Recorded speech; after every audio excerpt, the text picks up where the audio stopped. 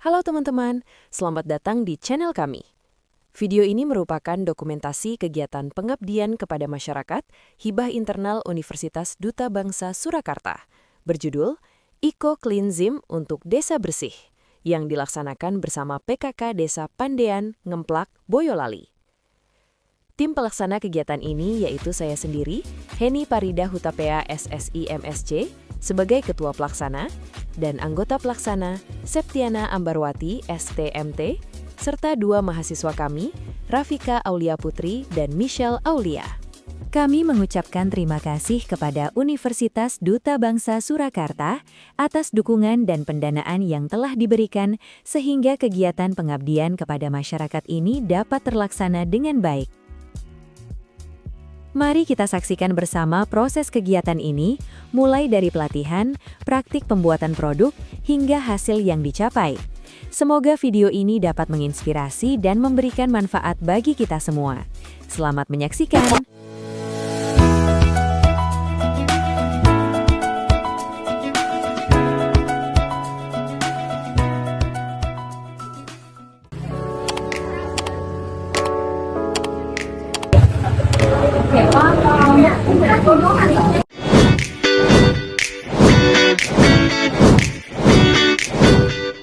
Hari ini kami bersama dengan Bu Heni akan membuat karboloni. Bahan-bahannya sudah berada di depan sini.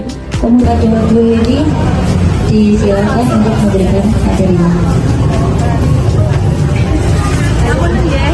Enzim ini semacam limbah buah atau limbah sayur yang difermentasikan selama 3 bulan, kemudian dimasukkan ke dalam, biasanya ke dalam wadah kayak gini ya. Kemudian fungsinya banyak sekali, bisa membuat tambahan untuk sabun, bisa untuk disinfektan, untuk hand sanitizer juga bisa. Ya, setengahnya aja Bu, sampai larut. Jadi dia mudah larut, tapi memang dia menimbulkan panas Ibu. Panasnya cuma hangat-hangat seperti gitu aja. Jadi biasanya ya fungsinya ya semuanya Bu. Jadi kita menggunakan 40 gram. Nah, karena ini mengaduknya agak lama, biasanya kita menggunakan stick blender. Oke, ya. Nah, jadi fungsinya arpus ini juga untuk memberikan supaya kental gitu ya, jadi karbolnya itu tidak cair gitu, dan menimbulkan busa. Jadi fungsinya juga untuk sebagai surfaktan.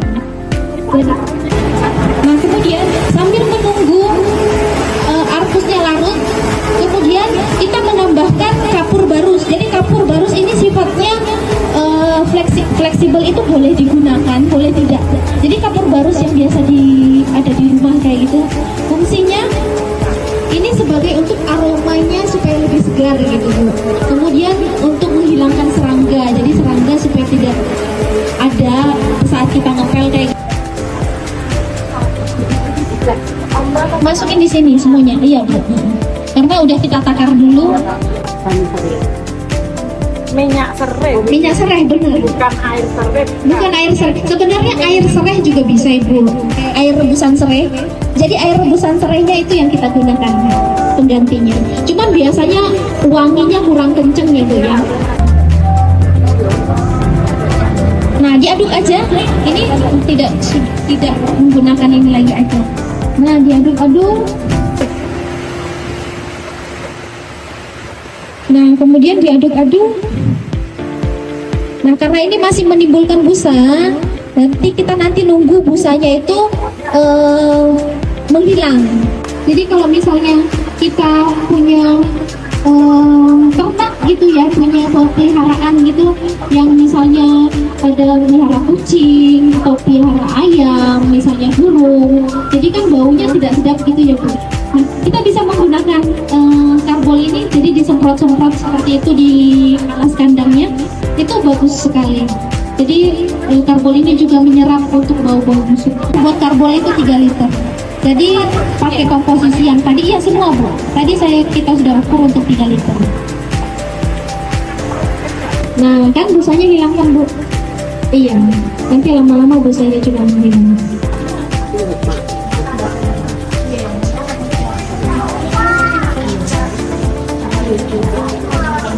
Ya jadi penggunaannya di lantai gitu ya paling mungkin. Gunakan untuk ekoenzim ya, jangan nyontek tuh. Hadiahnya menarik tuh. Aku loh, ayo. Ekoenzim.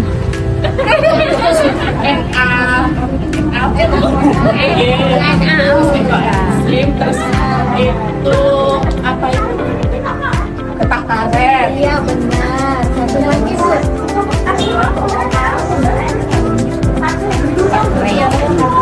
Dan minyak serai. Iya minyak serai. Apa ya? Apa harus? Iya. Terus boleh sih gitu. Semoga bermanfaat Ibu. Boleh Mas, ya ambil. Semangka ambil. Betul. Campur bisa. Dicampur bisa Pak, di mix bisa. Cuman yang penting, iya dipotong-potong. Yang penting jangan busuk ya Pak. Kalau misalnya kurang, dimasukin dulu ke dalam kulkas supaya segar. Nah, jadi dalam kulkas itu paling enggak 2 minggu. Lebih dari 2 minggu kan udah bau busuk kan Pak. Jadi kalau bau busuk itu sebenarnya bisa aja, tapi dipergunakan itu untuk pupuk biasanya. Tapi kalau misalnya kita gunakan untuk karbol atau sabun kayak gitu kan, mau catnya yang seger, yang fresh. Jadi harum-harum itu, yang wangi-wangi fresh itu biasanya nanas, kulit jeruk, kulit semangka, itu bisa, kulit pisang, bahkan sayur-sayuran itu juga bisa. Yang penting satu tidak busuk, tidak berulat, karena berulat akan membuat masa simpannya lebih pendek gitu Pak. Jadi yang penjual, nah mereka sih minta aja ini limbahnya itu juga bisa. Itu besar-besar ini sama-sama Bapak. Molase itu sebenarnya tetes tebu, limbah tetes tebu. Iya, jadi biasa kalau tetes tebu jadinya etanol, terus ada limbahnya itu molase. Jadi kalau tadi ini warnanya pekat banget, itu pakai molase. Tapi kalau mau warnanya agak jernih, itu biasanya gula merah. Karena kan memang kalau mau gula yang seperti gula merah itu biasanya kita menggunakan limbah. Tapi kalau limbah kulit mangga itu juga bagus. Limbah kulit mangga itu harusnya lebih. Jadi kayak buat yang 10 liter, nanti setiap minggu kita buat aja. Kalau kita punya limbah bisa Pak.